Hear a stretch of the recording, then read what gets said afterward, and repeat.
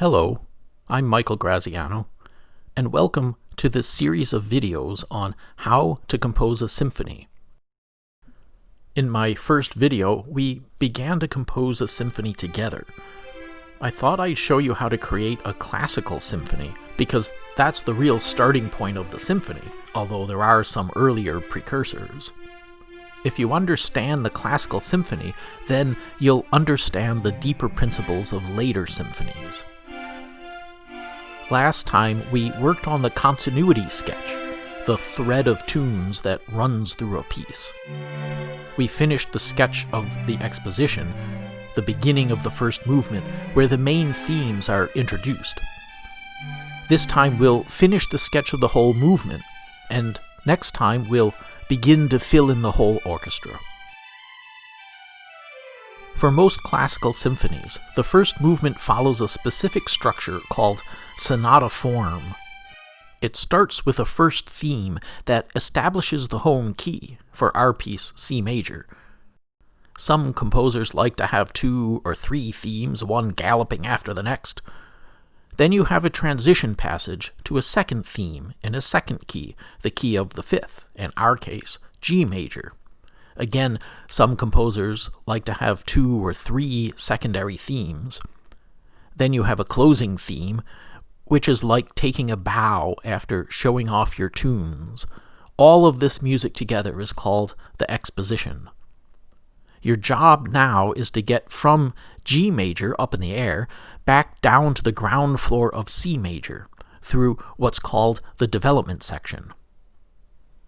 Sometimes composers treat the development as a kind of improvisation, without structure, wandering through many keys, trying out bits of this and that, a hint of your main themes running through it. A diversion.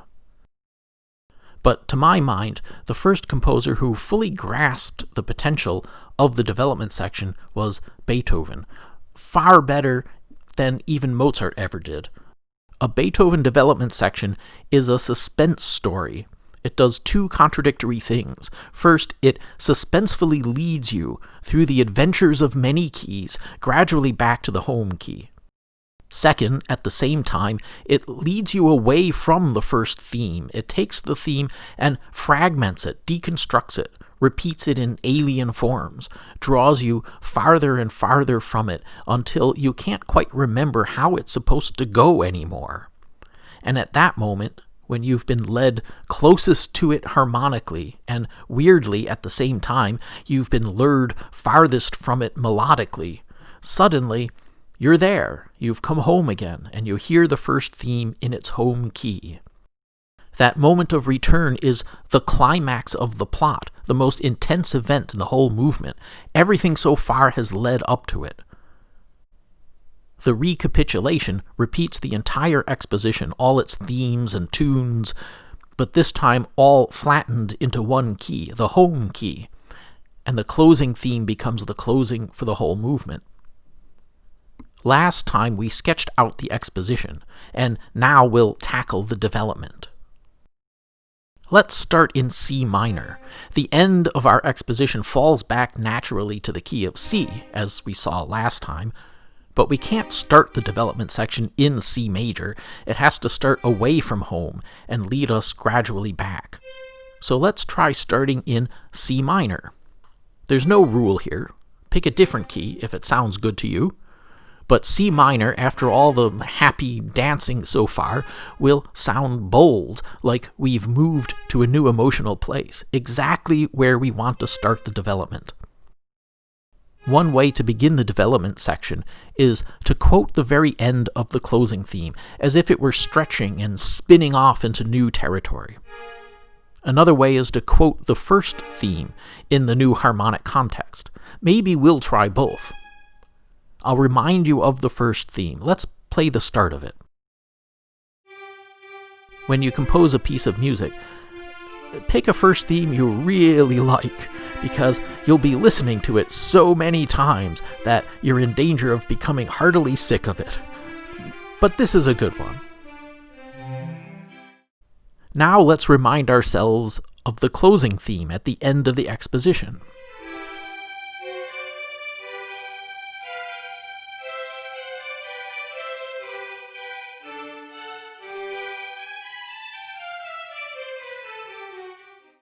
Now I'll play for you what I've got so far for the opening of the development section. I've combined the two, a bit of the first theme, a bit of the closing theme. Let's listen to the last measures of the exposition flowing into the first measures of the development.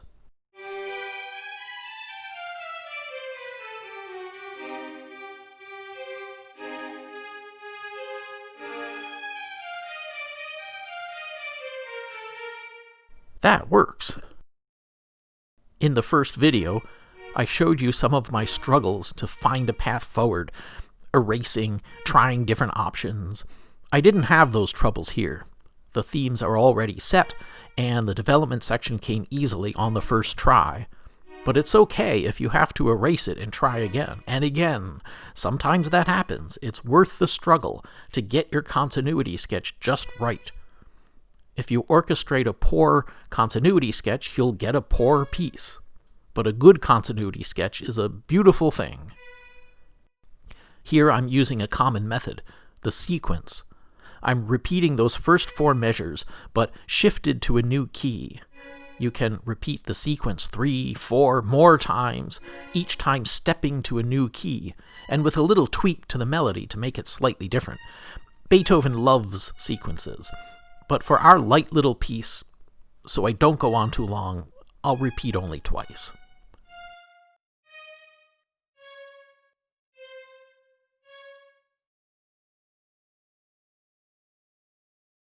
Let's hear how that opening works.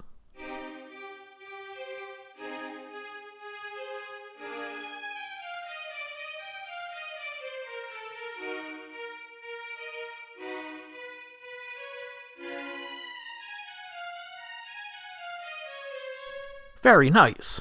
It brings us to an alien place. The first segment starts in C minor and brings us to E flat major. The second segment starts in E flat minor and brings us to G flat, or equivalently F sharp major, which is as distant as you can possibly get harmonically from our home key of C major. In a very short, steep journey in 8 measures, we've gone to the remotest corner of the universe, and now we have the quest of finding our way back home again. That's how a development should start. Now let's try the next segment. I'm still using that rhythmic motif from the first theme. Da, da, da, da, da. But it's getting more and more distant from its emotional point of origin. I think this sounds spooky.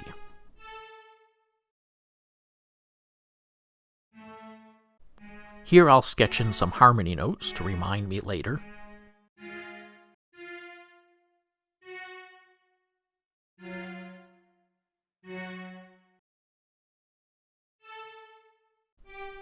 And let's switch it up and put in a new voice. The classical period is not known for polyphony, or multiple voices at the same time, and polyphony does not really lend itself to a continuity sketch like this. So here we have the barest hint of multiple voices. I've written polyphony. My 4th symphony is in a Baroque style. By the end of the Baroque era, when the classical era started, polyphony fell out of favor. By the end of the classical era, polyphony came back into vogue again, at least for those who knew how to do it. The so-called high classical style, like Mozart's Jupiter Symphony, became intensely polyphonic. But we won't tackle that here. That's a much harder challenge. Now let's listen to this new segment. Notice that it's constantly moving from key to key, about every 2 measures. That's what maintains the feeling of motion, of instability.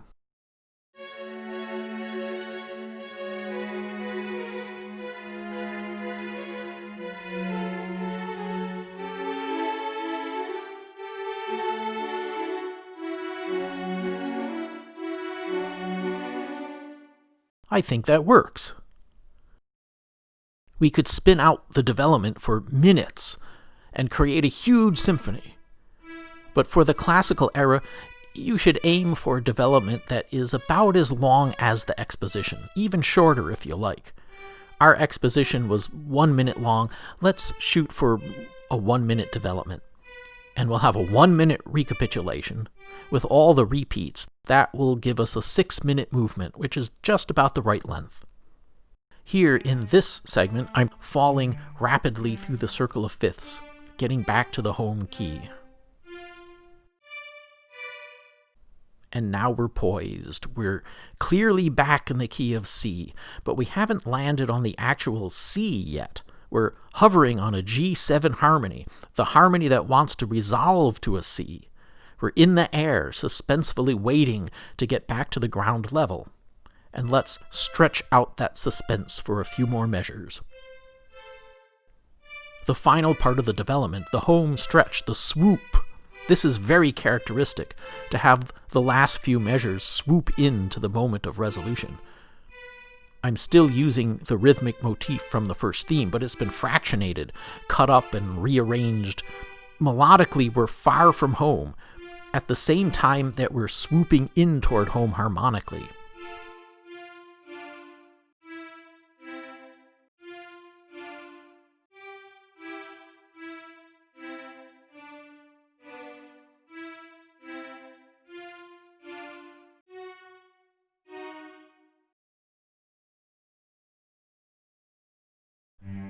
Let's put lots of G's on the bottom, heightening the tension, the anticipation of getting back home.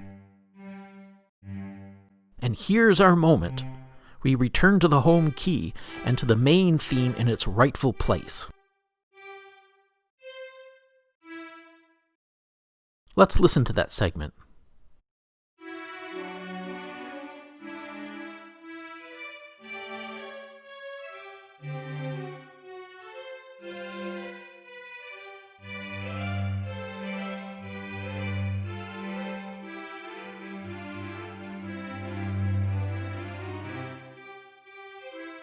Very nice. That moment is the emotional climax. As light as this music is, it still has a moment of deep satisfaction when the theme comes back to its rightful place at home. Now let's go back and listen to the whole development section to hear all these segments flowing together. Again, we'll start with the last few measures of the exposition.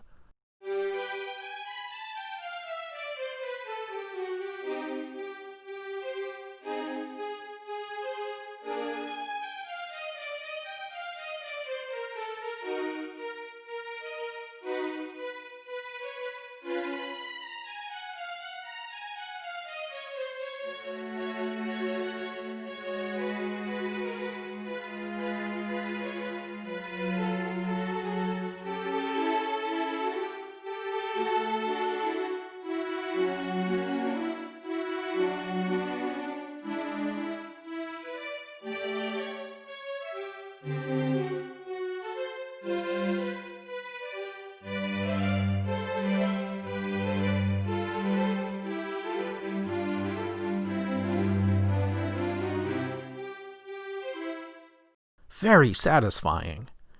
And now we're almost done with the sketch. We need our recapitulation, and that's the easiest part. Normally, I'm not an advocate of copy and paste. You risk overlooking errors and overlooking opportunities. I prefer to laboriously type in every note. But here, so I don't bore you, I'm going to paste in large segments, the whole first theme segment.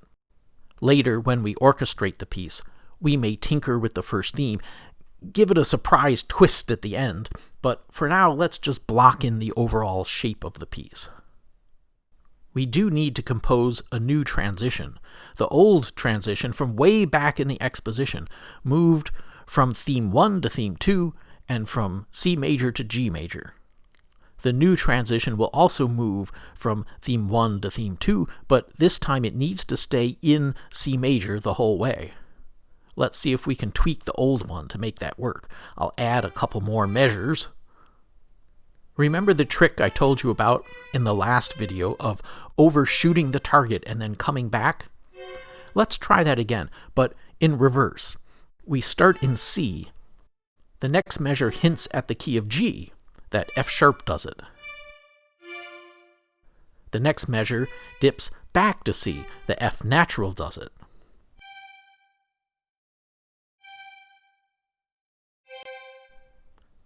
The next measure dips even further to the key of F. The B flat does that for us. And now let's come back to C. Getting at C from both directions firmly reestablishes it. It's as if we tried to escape but couldn't. The gravitational attraction of home here at the end of the movement is too strong. It shows that we're really truly home. Now I'm taking the exact material from the exposition, copying it here and transcribing it to the key of C. We have only one more spot to tweak. The very end. Remember how the exposition ended? The leaf flittering down to the home key. At the end of the whole movement, we don't want a flittering leaf. We want a nice, strong ending. So let's try this. Here's what it sounds like.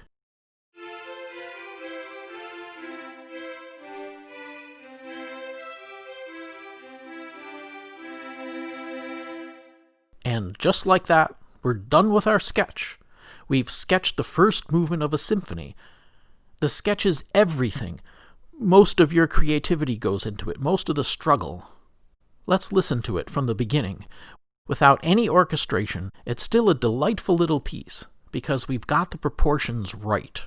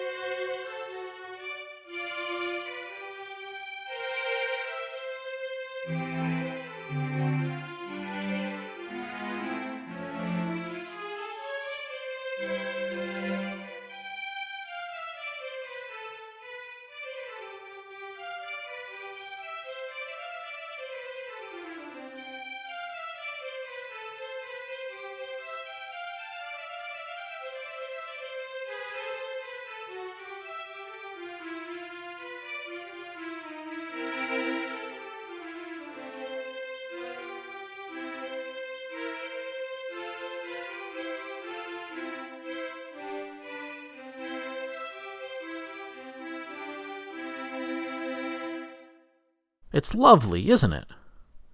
If you handed this sketch to 5 different expert composers and asked them to orchestrate it, you'd get pretty much the same piece out the other end. There'd be some creative differences, but the continuity sketch already implies most of the music. And next time, we'll start to realize that music in full orchestra. I hope you'll stay with me for the next tutorial. Thank you all for coming along with me.